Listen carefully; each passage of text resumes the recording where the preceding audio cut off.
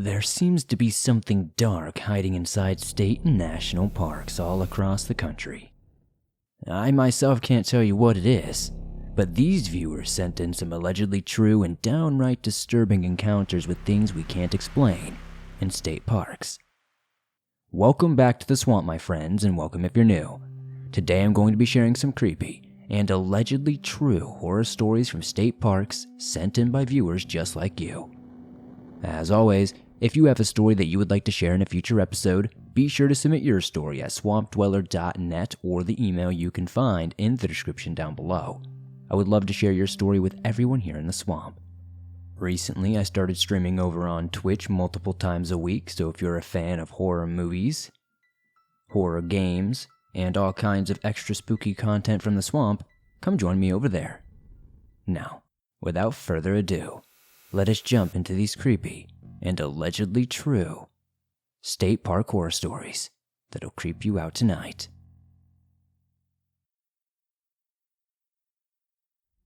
Hello, Swamp Dweller. Thank you for giving me a platform on which to share this encounter anonymously. I am a huge fan of your narrations, and your podcasts get me through every work day and long car ride.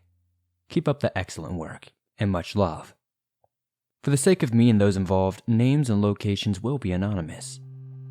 My name is Michael, and my 6 other friends will be labeled as friends 1 through 6, to make this easier to relate to the audience. This took place in Massachusetts. Now, onto the story.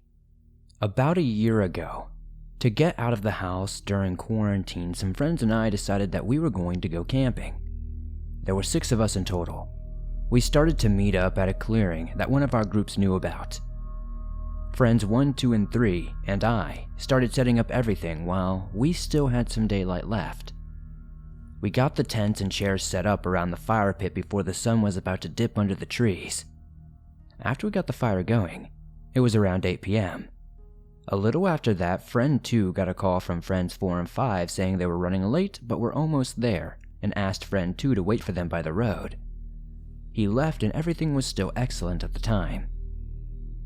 Shortly after, friends 2, 4, and 5 come back to the campsite. Friend 2 was a bit shaken up. When we asked him about it, he said while he was waiting on the road, he felt like he was being watched and heard something in the trees. If you don't know Massachusetts very well, the forest and woodlands can be dense at times, and at least in my area, there are a lot of large pine trees, so flashlights or lanterns won't illuminate much more than a couple of feet in front of you. Yes, it really is that thick in my area, with all the trees and fallen logs around here.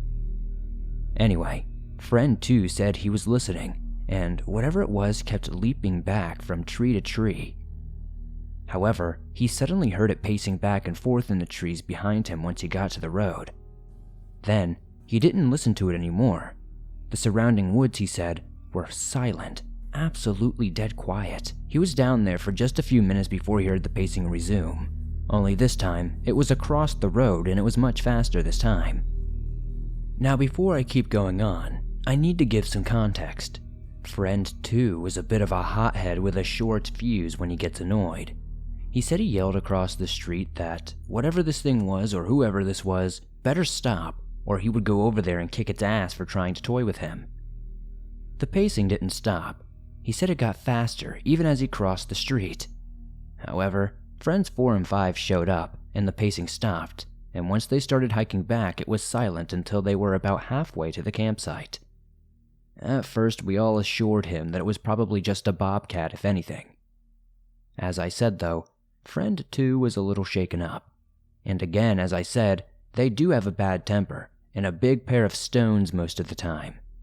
Normality resumed for a little bit after that. It wasn't until around 11 p.m. that I got a call from my mom asking me to come home for a family issue. I begrudgingly packed up and I left, and from here, I'll tell the story from the perspective of friend 4. Friend 4 told me about the day after, that almost an hour after I left, the entire area fell dead silent once more. The only noises were the occasional smoldering of the campfire and some coyotes far off in the distance. They told me everyone started hearing the pacing off in the tree line about 30 to 40 feet away. They told me, my friend, the one who kept trying to keep everyone calm, was saying that it was just a deer or a bobcat and that it would go away after a little bit. Friends 2 and 3, a couple, started thinking about leaving as friend 3 said they were feeling uneasy. Now for some context. I have always been a night owl, to the point where it's become an inside joke in our group that I'm an owl secretly, so I have the nickname Owl. Friend 4 said they started to try and make jokes with the others about how if I were there, I would have summoned an army of owls or something to dispatch whatever it was. However, as soon as he said that, they told me the pacing stopped, and what they heard was a hoot. At first, it was like the sound you would make when you're teaching a child the sound of an animal, and slowly evolved into a full-on accurate impersonation of an owl. As this owl's hooting progressed, the pacing picked up again, but this time it was much faster. Everybody, at this point, said they heard heavy breathing, and just like that, the howls of coyotes resumed, only much closer. They told me no more than 1,000 feet or something like that. Whatever it was kept howling louder and louder, and the hoots never stopped either. Everyone began panicking. Even my friend, who is an absolute adrenaline junkie who laughs at death as they go 50 miles per hour around sharp corners on back roads, they were even horrified. They didn't even bother packing much. Most of it they said they carried like babies in their arms. They ran to the cars as fast as possible, howling and barking coyotes not far behind. No hooting though. Just dead silent woods and howls and barks. Friends 1 and 5 will still swear that it was a bear or a bobcat or a deer making the hooting noises and that the coyotes were likely just lost. However, friends 2, 3, and 4 told me they had horrible, vivid nightmares that night. But after listening to the show and doing some research, we concluded that it must have been a Wendigo that was stalking us and mimicking like an owl that night. The coyotes, we decided, were most likely drawn to the scent of a hunting predator and were looking to scavenge any remains it may have left.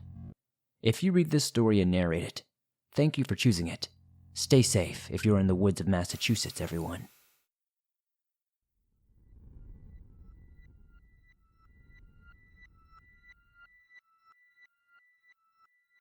I don't even know where to start. I've been listening to your show for quite some time, and I'm still hesitant to share my stories, but I love your channel and it keeps me company throughout very lonely workdays. I spend all my free time outdoors in the woods or at the national and state parks in my area. I live in a tiny rural community on the edge of a game reserve near the Mississippi River's oldest town, and I've been here my entire life. There is something in the woods down here in the state park though, and we are not alone. Off and on my entire life, I had felt like I was being watched when I was out in the woods. Not every time, but enough to pay attention to it in this area. I am not the type of girl you want to grab a hold of. I can hold my own in a fight, and although I am no Doc Holliday, I am very good with a firearm. But what good would a gun do? You can't kill something that is already dead. Enough rambling. One night, my favorite spots to go rock hunting were in the small creeks and streams on the Natchez Trace. The Trace is a historic forest trail in the United States that is roughly 440 miles long. It's absolutely beautiful, and I do recommend people check it out. I started down the route to the creek. It's about 1.5 miles down a dirt path. I used to do this all the time, so I wasn't very worried. I made my way down to the creek with the help of a live oak branch that I've used many times before. I was on a mission that day to find an arrowhead. It was late afternoon, in the summer, so the weather was terrific. A nice gentle breeze, animals rustling in the leaves, and a symphony of songbirds in the forest canopy. I was enjoying myself, arrowhead or not. I hadn't been paying attention to how long or how far I had been walking, when a beautiful agate caught my eye. Super excited, I bent down to wash it off and put it in my bag. When I was washing the agate off, I noticed the only thing I could hear was the water swishing in my hands. No birds, no bugs, no breeze, no animals scurrying on the forest floor. Still kneeling in the creek, I had an overwhelming feeling of heaviness, like someone had thrown a weighted blanket over me. I was afraid to look up. I had the feeling I was being watched from close by. I finished washing my agate off and putting it in my bag, trying desperately to act as if nothing was wrong. I stood up, fake stretched, side to side, trying to scan the edge of the woods nonchalantly. At that moment, my stomach dropped. I did not recognize where I was. There was no way in hell I got turned around. I was walking up the creek and never got out of the water, but for some reason this place did not seem familiar at all. And at that moment, I realized I had gone too far. The sun seemed to be setting relatively fast, and I was getting lightheaded. Then suddenly, from about 10 or so feet behind me, came a clicking sound and a heavy, deep breath with a gurgling snort. I did not want to turn around, but I had to. It was the only way back. The water was flowing nicely and smoothly in the opposite direction I was facing, so I knew my truck would be the other way. I immediately started to pump myself up for whatever I was about to see or experience. This was one of the few times I did not have a gun on me, but I did have my knife just in case. I was prepared to go all macho, especially for somebody stalking me. In this case, I would have felt better if it had been another human being, regardless of their intentions. When I turned around, there was nothing there. I did not know a thing, but the woods were still quiet. There was no sound, but the water was splashing, so I stepped my ass out of there. I had to have been about 4 to 5 miles from my truck. I was 36 miles up the track with no ranger stations or homes nearby. I started to quicken my pace when I noticed I was making a considerable amount of noise for just 2 feet, so I quickly stopped. My heart sunk as I heard the rustling of leaves and grass stop shortly after I did. The clicking and gurgling snorts continued. I know the animals we have in these here woods, and they don't make those noises at all, so I quickened my pace, making a ton of noise running down the creek. Whatever was behind me was running along the bank in what sounded like very significant heavy strides. The clicking continued, getting closer and closer. Just then, whatever was behind me let out a scratchy shriek that made me grab my ears in pain. I removed my hands to hear it jump down into the water. I knew it was close and significant because it sent a surge down the creek. I hit a gear I never even knew I had, and no way in hell I would try to turn around and get a look at whatever this thing was. As I reached familiar surroundings, I could see the live oak getting around the bend of the tree, as if it was reaching out to help me. I knew that at that point the truck wasn't very far away. At the time, I was a pack-a-day smoker of Marlboro Reds, and my lungs felt like they would explode from the pain. So I reached out, grabbed the live oak, and my hand slipped. Just as I caught it again with a better grip, I began to pull myself up. Then I felt something tight and painful, almost like a burn on my leg. I screamed like a mad woman and began kicking like a mule. Then I pulled away and ran as fast as I could up the dirt path, all the way back to my truck. Halfway down the way, I heard a crow. I noticed my footsteps were the only ones I could listen to and hear again, and realized life had come back to the woods. My heart was somewhat relieved, although my legs were not slowing down. I scratched up my leg badly and I could feel it bleeding, but did not stop to check on it. Instead, I slammed into the side of the truck and got my keys from my hide box, jumped inside, and got the hell out of there, and I have not been back since. Now, whether something had my leg, I do not know, and I cannot say for sure. It could have been an old barbed wire fence or something that cut me on the way there because I was definitely not paying attention as much as I should have. I have heard the clicking before, but I always wrote it off like tree branches or something. One thing is for sure. Always pay attention when the woods go silent, and always bring something to protect yourself. Especially in these state parks, there seems to be something strange going on here.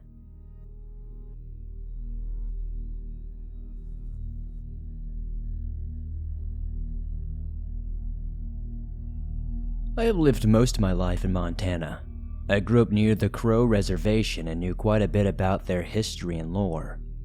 During the summer of 2020, I worked at a local state park that had once been a part of the Crows' traditional land.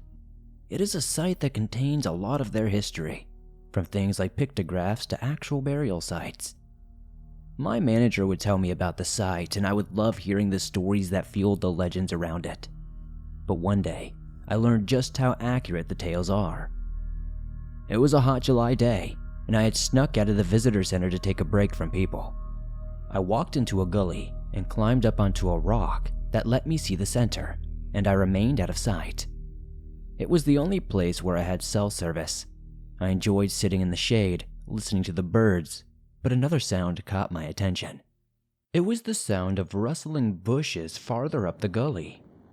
I tried not to panic, but my manager told me about a mountain lion that would sometimes wander up there. There was no exit in that direction due to an earthquake that blocked the path, only allowing a small stream through the large boulders. No matter what it was, it had to come my way. The rustling got closer until it was in the stream below me. I peeked over the rock to see absolutely nothing. I sat still, watching that spot intently, but my fight or flight motion kicked in, and I ran down the narrow path back to the visitor center. I thought that was it for my worries, but things got weirder over the next couple of days. A few days later, I walked into the center to see my two coworkers staring at a display case that showed Native American tools. I asked what was wrong, and one of them pointed at the glass that covered the artifacts. There were tiny handprints covering the case, traveling in every direction as if something had climbed it. I didn't think much of this, but I did feel it was strange since our park barely got any visitors due to the pandemic. We got a few travelers, but rarely did they come into our center. We cleaned off the case without another thought and got to work. The next day, I came in, and once again, my coworkers were gawking at this point. The tiny handprints were back, and I started to get nervous, and we cleaned all the glass quickly as possible. Just to note, we would clean them every morning and every night, so it was weird that there would be handprints the morning after we cleaned it. Later that same day, I was alone in the visitor center sitting at the front desk reading a book. I started to hear something like a radio playing in the back room. I listened for a bit trying to make out what was playing, but it was too muffled to pick anything out. When I stood to investigate, it suddenly went quiet. This happened a few times over the next few days, but I tried to ignore it. One day, the sounds were getting annoying, and I decided to sit outside next to my manager. We talked a bit, and somehow we talked about Crow lore. One that was popular in Crow culture is the Little People, a group of humanoid creatures that like to cause mischief. If you see one, that means you are going to experience misfortune. They would do anything to get you to leave, such as throwing rocks or setting up traps. I made a joke about spending the night at the center and camping near the cave that has pictographs. My manager stopped me quickly and told me that would only put me in danger. He said many people have tried it and no one stayed the whole night. Something always chased them away. So I gave up on staying in the park alone. After that, though, things just kept getting worse. I stopped going back to the rock due to the weird noises coming from the gully. The radio noise was playing more often. Then one day, something happened that led my manager calling a medicine man to the center. I was sitting inside. My manager was on the phone talking to a water testing facility since the water had suddenly become undrinkable in recent times. He angrily hung up the phone and said he was going outside to smoke. I watched him leave, then returned to my book. After a while, I started hearing talking from the back room. I listened and could only make out my manager talking. It sounded like he was talking to the water testing people again. I couldn't make out exactly what he said, but he was very angry. I kept listening as I stood up and walked to the windows to see if anything interesting was going on outside. A few cars in the parking lot, but everyone had avoided the visitor center, like usual. I noticed someone walking up the sidewalk to the center. It was my manager. A sudden chill ran down my spine and I began to shiver. The talking in the other room was still happening. When my manager got inside, I quickly explained what happened, and he could hear it too. But it stopped as we approached the door to the room. We rushed inside and of course there was nothing. The back door was even locked. My manager immediately got on the phone with the Crow medicine man who came in the next day. They performed a cleansing ceremony that took quite a few hours. After that, every issue seemingly stopped. No more radio noises or handprints on the glass. I also, for some reason, felt a weight lift from me. Some thought that it was the Little People, while others thought it was more of an evil spirit that had attached itself to the site. I won't know the truth as I don't work there anymore, but whatever it had led me to take caution when I am near sacred sites such as this.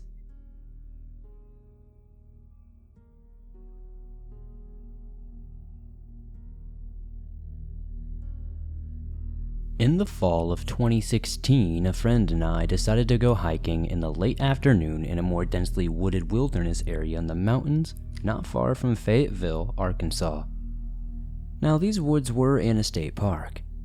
My friend Rick was close to 60 at the time and recovering from a triple bypass he had undergone about 16 months earlier.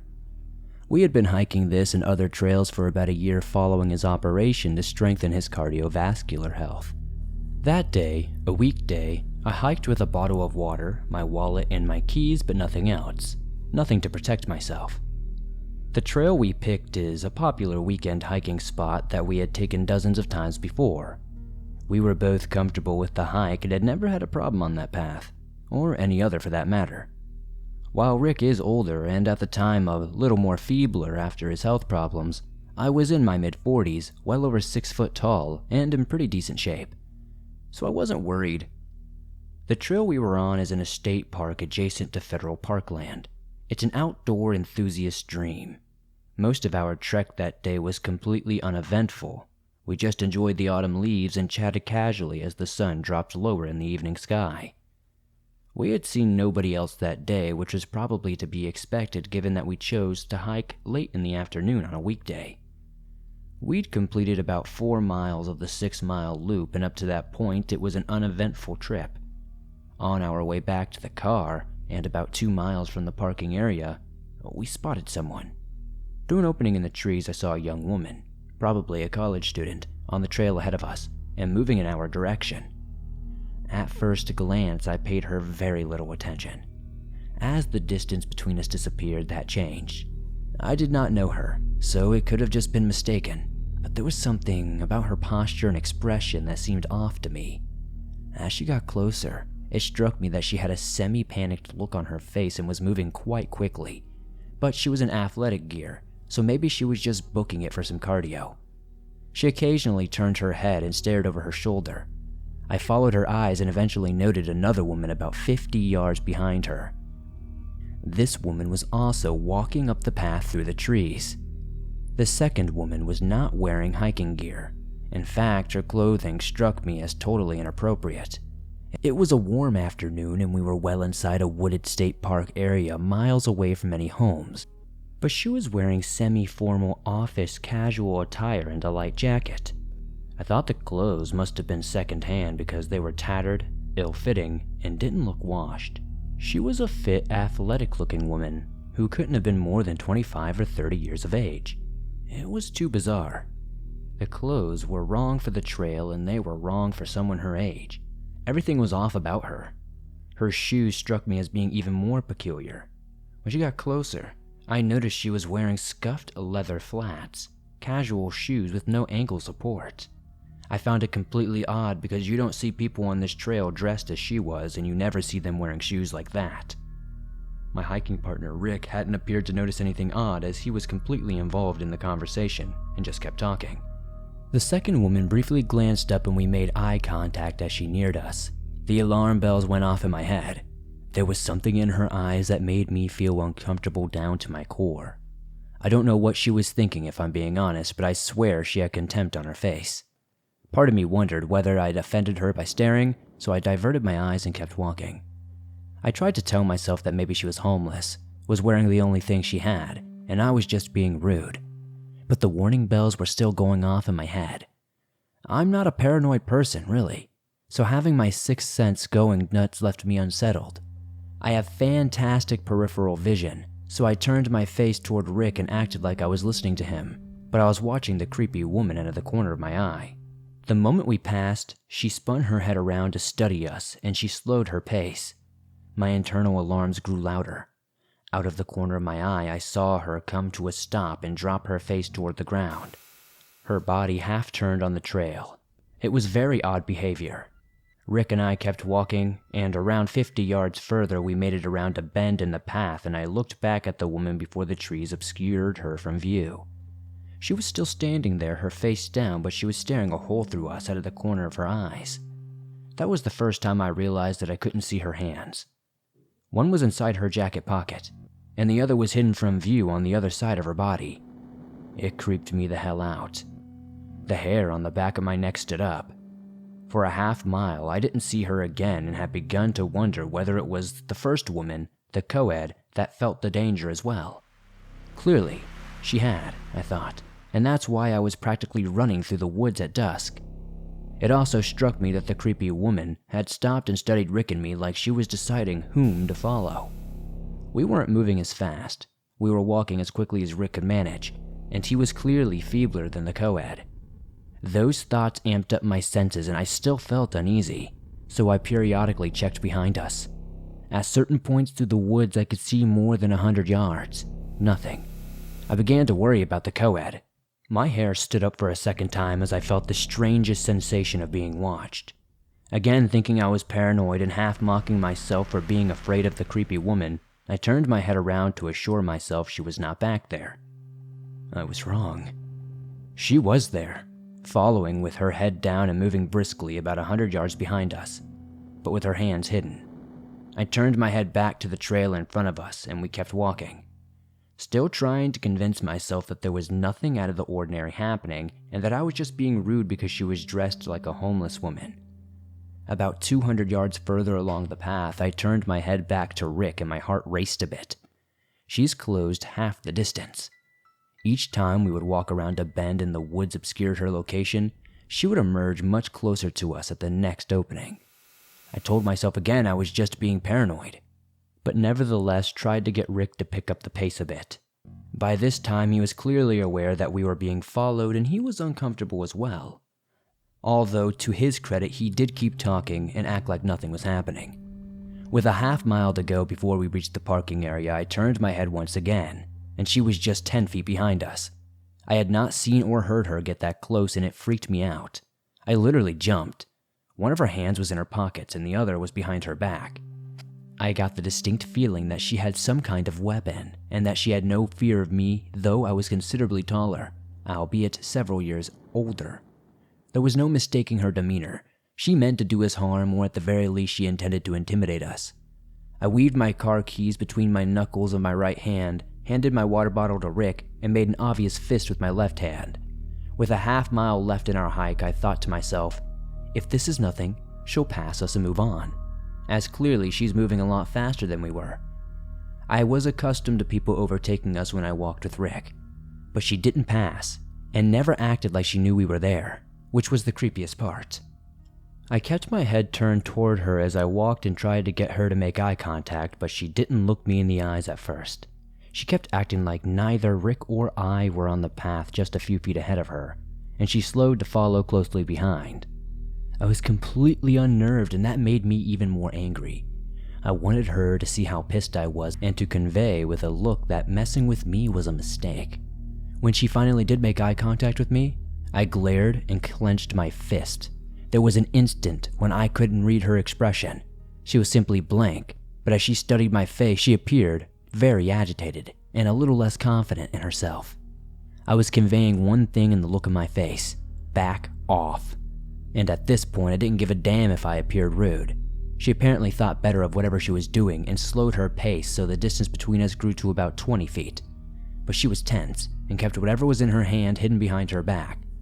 I never saw her hands, but I know she had a weapon of some kind, and I believe she meant to do us harm, but I also know she recognized that I was ready to fight. I was mentally preparing to charge her if I saw a gun or a knife, as I knew Rick couldn't outrun her. I thought to myself, I just must surprise her. I also realized that I needed to have her in front of us. A few feet further, a quarter mile away from where our car was parked, she was still stalking us and I had enough. I was in equal measures afraid and furious. I told Rick that we were going to stop and let her pass, loud enough for her to hear it. Just as I was getting ready to stop on the trail and make her walk in front of us, she veered into a small clearing, plowing through waist-high brush, crossed a ditch, and scurried through a line of trees to a road that ran through the woods between the main road and the parking area. I kept my eyes on her the entire time. She had a car. It was parked alongside the little service road partially hidden by shrubs, not in the parking lot. The last time we made eye contact was just before she climbed in her car. It was clear from the expression on her face that she was very angry. I glared at her, expressing my own anger, but I kept walking.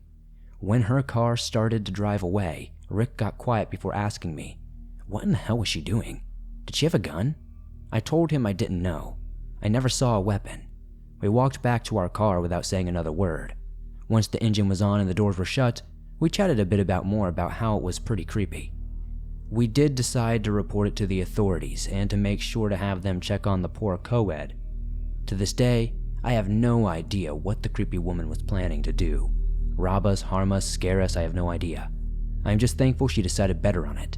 I have hiked that trail more than 50 times since then, but I've never seen her again.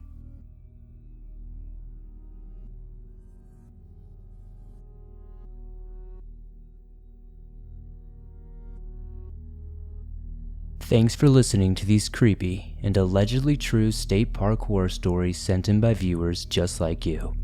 As always, if you enjoyed these stories, please be sure to hit that like button as it helps me out a ton. The more likes this episode gets, the more YouTube promotes it, and that's very helpful to the swamp and growing. If you're listening to this on Apple or Spotify, please be sure to give us a 5-star rating over there, as it helps us grow there, and it's incredibly helpful and very much appreciated. If you have a story that you would like to share in a future episode, be sure to submit your story at swampdweller.net or the email you can find in the description down below. I would love to share your story with everyone here in the swamp. It's stories like yours that help keep this show going on a daily basis.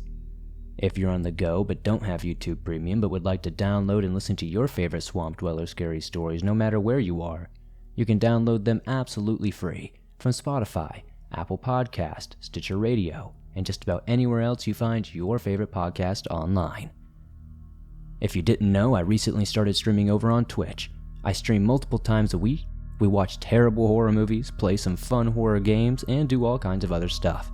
If you're interested in that and just want extra content from the swamp, be sure to join us over there. If you want to support the swamp outside of all that, maybe check out the merch store. I've got t-shirts, hoodies, and more.